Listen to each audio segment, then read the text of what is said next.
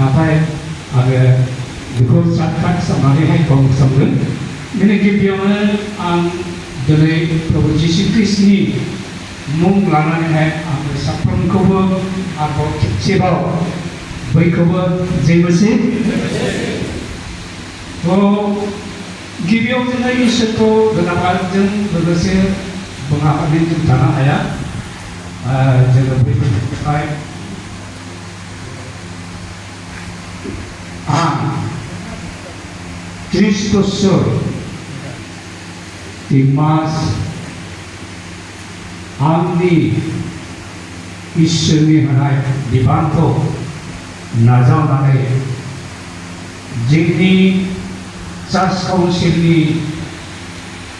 गोजौआव थाग्रा बिथांमोना आङो बेबायदि इसोरनि सेवा खालामनो थाखाय